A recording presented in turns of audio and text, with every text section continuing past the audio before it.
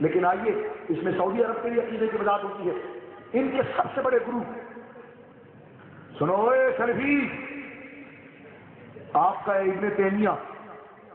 ابن تیمیہ جو مرا، جانتے ابن تیمیہ کو؟ بانی وہابیت. تقریباً وہابیوں کا 500 600 700 800 سال پرانا ہے یہ. ٹھیک ہے، اس میں علم غیب اور ان تمام موضوع پر اس نے اعتراضات پیدا کیے. 8 ہجری 7 ہجری ان دونوں میں سے ایک کا ہے. جب یہ مر گیا نا، اس کی پوری زندگی جیل میں گزری ہے. یعنی اتنا زبان سے گستاخ تھا یہ، جب بھی آتا جیل سے چھوٹ کر بکواس کرتا، وقت سے قاضی فتوا دیتا، اس کو اٹھا کے جیل میں باہر پھینک دیا جاتا. پوری زندگی اسی جیل میں گزری اور وہی مردار ہو گیا، وہی مر گیا. مرنے کے بعد ابن کثیر اپنی کتاب تاریخ ابن کثیر کے اندر کیا لکھتا ہے ذرا غور سنیے گا. کہتے ہیں جب مر گیا تو ہم اس کو لے کر آئے، پہاڑی پر رکھے. لوگوں نے اس کو پہاڑی پر رکھا. سعودی عرب والے کہتے ہیں کسی بزرگ کا کوئی چیز سنبھال کر رکھنا اور یہ سیدھا رکھنا تو اس سے برکت ملے گی، شرک ہے. اور ریاض کے میوزیم کے اندر شاہ فہد کے باپ کا جوتا مسواک نہ جانے چنڈی بننے سب رکھی ہوئی. سمجھ کیوں رکھی ہوئی؟ مرنے والا اپنا باپ تھا. سمجھ مرنے والا اپنا باپ تھا. تو دین بدلتا ہے مسلیتوں اور رشتوں کے ساتھ ان کے نزدیک. لیکن ہمارا دین وہی ہے جو رسول اللہ سے چلا آیا ہے. اب دیکھیے آپ، ابن تیمیہ جو مرا تو قرآن کی پہاڑی پر دیا گیا. کہتے ہیں حضرت جماعت النساء، جماعت من النساء، عورتوں کی جماعت آئی. ہمارا کوئی ولی انتقال کرتا ہے تو ہم اس کو عورتوں کو چھوڑ دیں یا ہم خود آتے ہیں؟ تو ساری بابر میں جمع ہو گئی وہاں پر. اور کیا کیا انہوں نے؟ زیارت کی اور چلے گئے. مرد آئے تو انہوں نے زیارت کی اور چلے گئے. وَيَقْرَؤُونَ الْقُرْآنَ، لوگوں نے وہاں پر بیٹھ کر قرآن پڑھا. قرأ القرآن، قرآن پڑھا.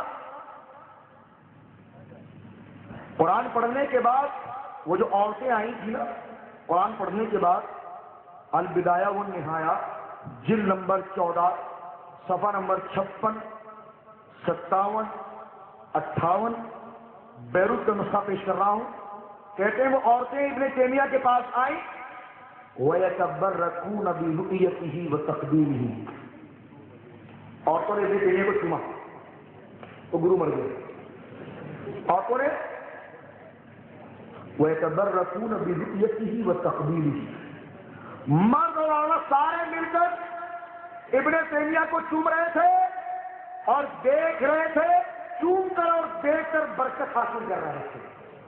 رسول پاک کی شہر کی مٹی برکت نہیں دے سکتی، رسول پاک کا موئے مبارک برکت نہیں دے سکتا، رسول پاک کا جبہ برکت نہیں دے سکتا. او وابیوں، شرم کرتے بغیرت اپنی عورتوں سمیت تم اس کو چوم رہے تھے. او وابی چوم رہے تھے برکت لینے کے لیے. اب اس کو چوم کر ذرا ٹھنڈے ہو گئے نا، بولا اس کو دھلانے کا ٹائم آیا ہے. اب بالٹی مائی چلا اس کو غسل دی.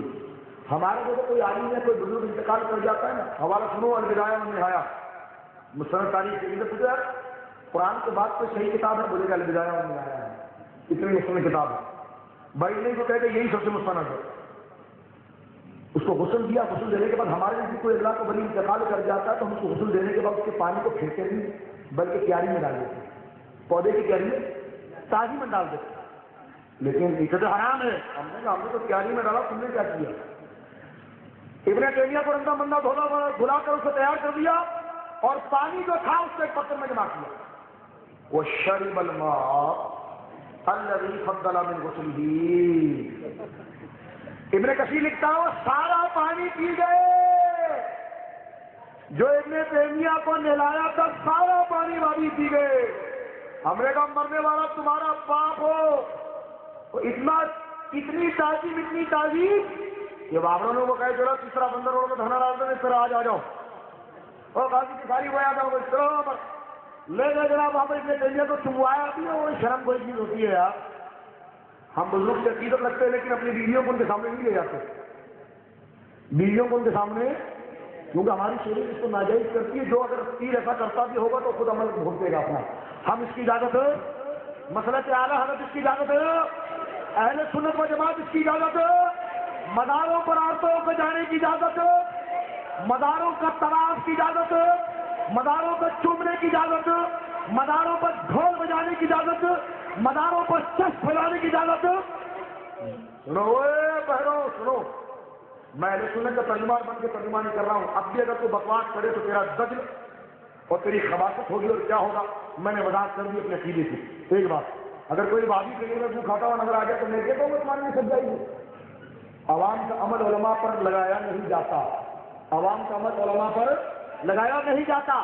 کہتے ہیں جناب اس کو دھونے کے بعد اس پانی پی گئے, اب تو چھوڑ دو, اس کو یاد دفن کر دو. کہتے نہیں, گرو مرا ہے, گھنٹال, گرو گھنٹال مرا ہے, اب اس کو مر رہی ہے, ان کا جنازہ پڑھاتے ہیں.